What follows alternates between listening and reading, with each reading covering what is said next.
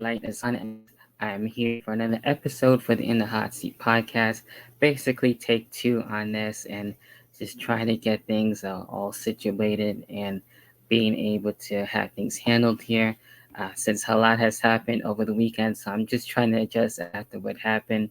Since there are a lot of shows to watch and to be able to deal with WrestleMania, so a lot has transpired. So I'm going to get ready to record for Audacity, and we are recording for Audacity now as well on Twitch for the next episode for the In the Hot Seat podcast, and as well being able to deal with not only with night one but night two of WrestleMania here, and being able to give my thoughts on what happened. So we're gonna get everything situated and what happened and give my thoughts on what happened. And I feel like overall with night one was definitely one of my favorites, definitely for sure. Out of both nights for WrestleMania, uh, I'm trying to get used to two nights now, so we're gonna have that next year as well. So they'll be in Los Angeles for that. So it will be an adjustment definitely with everything else that happened. So I do have my other podcast episode as well if you want to be able to find my thoughts on NXT Stand and Deliver, Impact Wrestling Multiverse of Matches. That's also up, and as well ROH Super Card of Honor. I did talk about all of that and more, all in one big podcast episode. So check out that as well. So that's also up. But this is for WrestleMania Night 1 and 2, and let's get right down into it. And there wasn't any kickoff matches. Basically, whatever was supposed to, I guess, be on the kickoff ended up being for WrestleMania SmackDown. It was weird. Didn't make too much sense. And the kickoff itself was 2 hours, and they just had a lot more talking on that. So it didn't really make quite sense. But for WrestleMania SmackDown, where we did have the Intercontinental Championship on the line with Ricochet and Los Lotharios on that, and having them deal with a triple threat match. And it was actually a really good match. I wish it was on at least the kickoff for WrestleMania, at least one of the nights anyway. And the mid card titles were definitely missed on that, and Ricochet actually keeping his title. We had the Andre the Giant Memorial Battle Royal on there as well, and Madcap Moss surprisingly actually winning that, which is really crazy there to be able to see that. So that's what basically what happened in terms of the kickoff side of things. If you want to put it this way, like an extra kickoff for WrestleMania SmackDown on that. So definitely really crazy, a little weird on that, but that's what happens. We get into with night one, what happened there. Basically, not really in any particular order on this, where we had Seth Rollins and the mystery opponent, and basically end up being an opponent of Mr. McMahon's choosing in that. And Seth Rollins wanted to be at WrestleMania so bad to the point where he was basically trying to copy Kevin Owens and wanted to interview Stone Cold Steve Austin on that. And in the end, who did he get to face? Well, none other than the returning Cody Rhodes, and as the American Nightmare, no less. So that was awesome. I really like that, and very happy that he's back and he was able to face Seth Rollins and have an awesome match. On top of that, and actually defeating Seth Rollins. So I'm sure Cody Rhodes actually with his return making it clear that he wants the WWE and as well the Universal title, since that was able to have a unification, which I'll get into. So very excited to see what else Cody Rhodes has to offer, since he did sign a multi-year deal, and he actually explained that too on the Raw after WrestleMania. So I'm very much looking forward to see what happens there. We had Drew McIntyre and Happy Corbin go at it, and this one was actually surprising. These two having a good back and forth match. Happy Corbin, his days being kicked out, Drew McIntyre being the first person to do that, and actually McIntyre defeating Happy Corbin on top of that. So that was good and well worth it, and it made sense. And hopefully Drew McIntyre can get into the world picture again after that, and I can definitely see that. And just to move on from Happy Corbin, because dealing with that for so long, and especially being out for a while with Madcap Moss and Happy Corbin actually taking out Drew McIntyre and being able to nearly injure him at that point, and being out for quite some time. So having him come back and actually defeat Happy Corbin definitely made the most sense there. And we had the Rollins Championship on the line, Bianca Belair and Becky Lynch. These two having really awesome entrances at the time too, as well, to see who can one up one another and everything even before then. Especially with Becky Lynch having a new haircut now, thanks to Bianca Belair and Becky Lynch actually trying to take the hair of Bianca Belair, so that didn't actually go so well. But Bianca Belair having the upper hand and actually doing Becky Lynch a favor and actually liking the look there on Becky Lynch. But in the end, Becky Lynch trying to get to keep her Women's Championship as much as she could, but Bianca Belair comes back and regains and actually another Women's Championship and actually gets the Raw Women's Championship, so winning both the WrestleMania matches back to back. That's been cool. And I'm curious to see who will be able to face her and who she'll be feuding with. I'm sure Becky Lynch will probably maybe want a rematch at WrestleMania Backlash. That remains to be seen, but I'm sure she'll have other challengers at this point. So I'm really happy that Bianca Belair was able to get the Raw Women's title. Then we had The Miz and Logan Paul and the Mysterios on this one. And I give props for Logan Paul, even though I don't really care for him too much. He actually showed that he has been training and actually showed in this match and actually helped out The Miz and actually won this one. I really wanted the Mysterios to win overall as a whole, but that unfortunately happened. But an interesting twist where the Miz actually turned on Logan Paul after the match, even though they won. So that was a really crazy how that turned about. So hopefully the Miz will actually main event next year's WrestleMania, since it will be in Los Angeles. That would be cool to see. Um, that remains to be seen. So I would like to see the Miz be in that position again. That would be well deserving there. And then we get into Charlotte Flair and as well Ronda Rousey for the SmackDown Women's Championship on this one to see who would be the better out of the two and everything. Ronda Rousey wanted to get the SmackDown Women's Championship as much as basically as she could on this one, and as much as she tried, Charlotte Flair was able to come back and see her back at WrestleMania and felt like she needed this more, and she was able to keep her SmackDown Women's Championship. So that was really cool there. And getting into the SmackDown Tag Team titles, which actually started the actual night one with Shinsuke Nakamura and Rick Boogs. I didn't expect them to actually be in this match. I expected a team like the Viking Raiders or something like that. But they actually held their own, and it sucks that Rick Boogs actually got injured during the match, and hopefully he is okay and will have a speedy recovery for sure. So hopefully things will work out for Rick Boogs.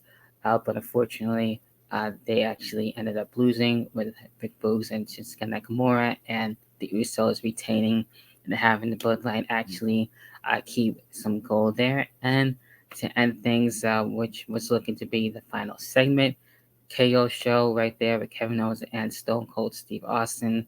Kevin Owens just battling not just Texas but Stone Cold each and every time, trying to provoke him, especially when he came out for the interview. And they actually having a surprise bonus match, which was crazy to see Stone Cold be able to do that and have some ass whippings in him. He looked amazing, especially coming back after since WrestleMania 19 with his last match against The Rock in 2003. So seeing him being able to go against Kevin Owens, which was cool. They went into the crowd, they went to the stage.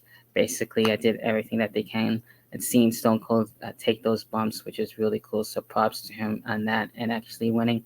And also dealing with Mr. McMahon after that. And that feud just seems to be forever and forever feud. And Stone Cold being able to have things go home happy with a beer celebration as always. So Stone Cold looking dope and tremendous. So happy to see Stone Cold do his thing there and being able to win over Kevin Owens on that. And that was just night one. Then we get into with night two, the New Day and it's with Rich Holland and Sheamus. This match was supposed to be for night one, but due to time, which is really weird how they had this whole time thing, it's all kind of really fucked up and crazy. on that, and I didn't really care for that. I feel like with the two kickoffs, especially, they could have been at least on that and been able to give him the time there as well. But we did get to see this match, and unfortunately, we didn't get to see enough time with it. So the timing on that was short, so I didn't like that really either. And then New Day ended up losing to Sheamus's team. So I know Biggie was most likely going to be a part of this, especially too with Pete Dunne. I hope Biggie would be okay, especially having speedy recovery for him, as well dealing with his injury and everything. So hopefully things will be okay, and we'll get to see him back for sure. And I'm happy King Woods was able to come back himself too from his own injury and be a part of this match as well. But I just didn't like how it was short and everything. So with WrestleMania being so long, I feel like they could have had at least a lot more time on that, definitely. And then the match that I didn't actually get to on the original review and everything, we did have the women's tag team titles on the line. Queen Zelina and as well Carmella, Rhea Ripley, and as well Liv Morgan, Sasha Banks, Naomi, and Natalia, and Shayna Baszler could have went to anyone. Originally, it was going to be a triple threat, ended up being a fatal four-way, and we have Sasha Banks and Naomi as unity on that, having them be the women's tag team champions. So that was cool. Well worth it there. I was hoping also Rhea Ripley and Liv Morgan would actually get the tag team titles, but Sasha Banks and Naomi winning is just as cool and fine and fair when it comes to that. And then we get into the Anything Goes match. Johnny Knoxville, and as well Sami Zayn being able to deal with the situations and everything, and going with the back and forth that they had been building with one another. And I feel like Sami Zayn would be able to try and somehow find a way out of this match, but this was more of all Johnny Knoxville on this, and seeing the Jackass crew there helping out Johnny Knoxville. We saw some of his own weapons, some stuff that we seen on Jackass, like with the giant hand. So this match actually ended up being a lot better than expected.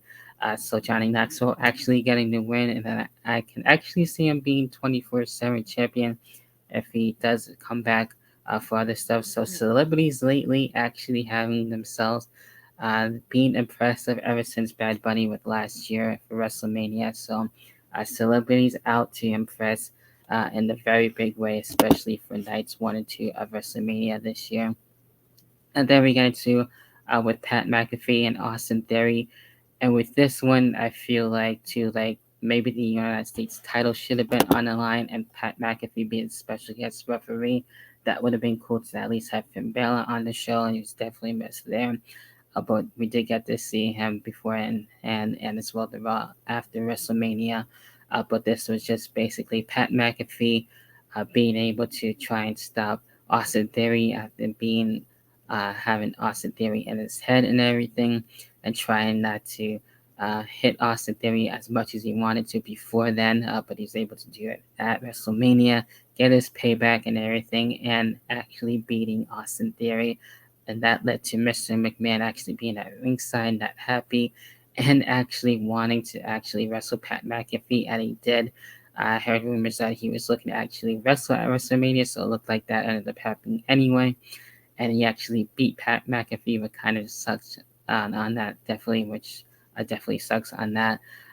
But seeing Pat McAfee go, and it seems like he learned a lot, especially wrestling Adam Cole a while back when Adam Cole was still in WWE NXT at the time with their takeover match.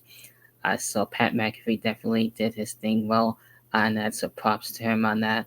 And I'm sure we'll see him back in commentary definitely as early as Friday. I can see that. Then we get into which with the match that actually started things off, and before then, we did see before that match, which was Triple H coming out and basically putting his ring boots onto the ring mat and basically showing that he's basically retired from in ring anyway, and welcoming everyone to WrestleMania. We saw Gabe Stevenson definitely there for sure, and looking to be a part of the main roster very soon, most likely on Raw that they mentioned. So Gable Stevenson being able to impress there. So then we get into the Raw Tag Team title match for that, which started off the night.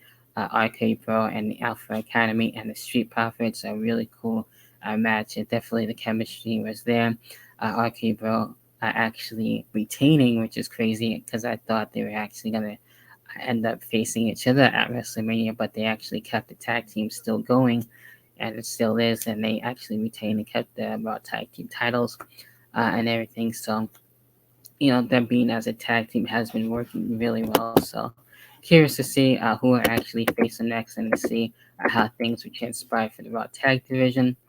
We got it to Edge and AJ Styles on this one, and AJ Styles having a really cool match, definitely for sure. Edge dealing with the AJ Styles actually being basically bullied up for some reason, which is really weird how that happened. But at least he's okay and everything, and was able to still deal with the match and everything. So I'm not too sure how he got busted up before the match and even during the entrance. But in the end, I thought this was going to be more all AJ Styles, but Edge actually comes back with the win and align himself with Damian Priest and with the whole stable. So I'm actually really liking this. Hopefully, Rhea Ripley will join in, and if they have another woman in this, even to the point maybe Liv Morgan if they get along, if they don't end up feuding.